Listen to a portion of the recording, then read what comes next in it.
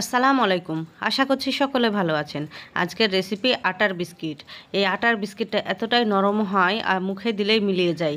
ছোট বড় সকলে এই বিস্কিট পছন্দ করে। আর বিস্কিটটা বানানো খুবই সহজ। আসুন তবে দেখে নিই। প্রথমে একটা বলে নিচ্ছে হাফ কাপ পরিমাণ সুজি। হাফ কাপ সুজির জন্য আমি নিচ্ছি এখানে 1 কাপ আটা। আমি এই বিস্কিটটা আটা দিয়ে বানানোর চেষ্টা করেছি, যেহেতু হাতের কাছে সকলের আটা থাকে। কেউ চাইলে ময়দাও দিতে পারেন। তারপরে আমি এখানে দিচ্ছি তেলের পরিমাণটা আমি 3 চামচ মতো দিয়েছি। আর এখানে কেউ চাইলে ঘিও দিতে পারেন। ঘি দিলে কিন্তু বিস্কিটটা বেশি খেতে মজা লাগবে। হাতের কাছে আমার ঘি নাই, সেজন্য আমি তেল দিয়ে ময়ানটা দিয়ে নিচ্ছি। খুব ভালোভাবে ময়ান দেওয়া হয়ে গেছে, দেখে বুঝতে পারছেন। হাতে চাপ দিলে দলা পাকিয়ে যাচ্ছে। এরকম হলে বুঝবেন ময়ান দেওয়াটা ঠিকঠাক হয়েছে। তারপরে এখানে আমি দিচ্ছি সাদা তিলটা আপনারা বাদও দিতে পারেন। সাদা তিল দিয়ে ভালো করে মিশিয়ে নিয়েছি। তারপরে এখানে আমি হাফ কাপ চিনি নিয়েছি আর তার সঙ্গে এলাচ নিয়েছি 4টা মতো। আমি এখন গুঁড়ো করে নিয়েছি। আপনারা চাইলে শিলপাটাতেও কুচি করে নিতে পারেন। এখন চিনিটা দিয়ে খুব ভালোভাবে মিশিয়ে নিব।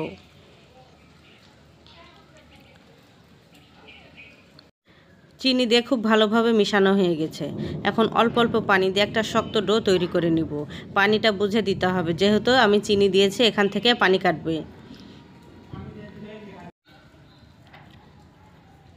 অল্প অল্প পানি দিয়ে আমি একটা শক্ত ডো তৈরি করে নিচ্ছি। আমার চ্যানেলে কেউ নতুন হয়ে থাকলে প্লিজ একটা সাবস্ক্রাইব করে আমার পাশে থাকতে পারেন। তারপরে এখন আমি 5 থেকে 10 মিনিটের মতো রেস্টে রাখবো। এর মধ্যে অনেকটাই শক্ত হয়ে যাবে ডোটা। দেখে বুঝতে পারছেন কতটা শক্ত হয়ে গেছে। এরপরও যদি আপনাদের নরম মনে হয় তাহলে কিছুটা সুজি আর আটা দিয়ে আবারও ভালো করে মেখে নেবেন। আমি একটা এখন বোর্ডে তুলে নিয়েছি। এখন খুব ভালোভাবে আমি একটা রোল তৈরি করে নিচ্ছি।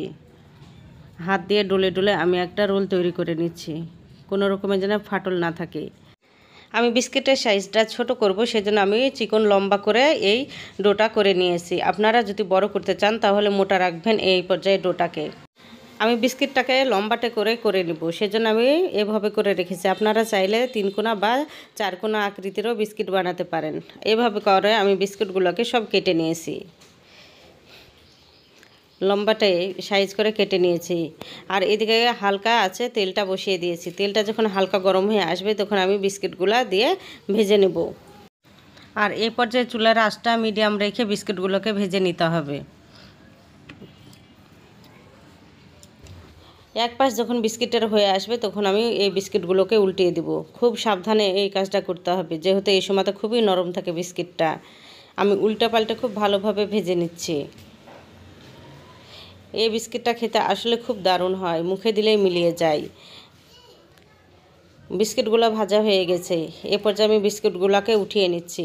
আর এই বিস্কিটগুলো যখন গরম অবস্থায় খুবই নরম থাকে, ঠান্ডা হয়ে গেলে বিস্কিটটা একদম মুচমুচে আর মুখে দিলে মিলিয়ে যাবে, এতটাই সুন্দর হয়। সব বিস্কিটগুলো আমার ভাজা হয়ে গেছে। দেখে বুঝতে পারছেন কতটা সুন্দর আর কতটা লোভনীয় হয়েছে এই বিস্কুটটা। ছোট বড় সকলে এই বিস্কুটটা পছন্দ করে। বিস্কুটটা একদম মুচমুচে আর খাস্তা হয়েছে। আমার রেসিপিটা ভালো লাগলে প্লিজ একটা লাইক দিবেন আর বেশি বেশি শেয়ার করে দিবেন।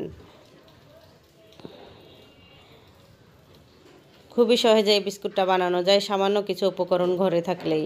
আর প্রায় 3 মাস পর্যন্ত সংরক্ষণ করতে পারবেন এই বিস্কুট। আজ এখানে বিদায় নিচ্ছি। আল্লাহ হাফেজ।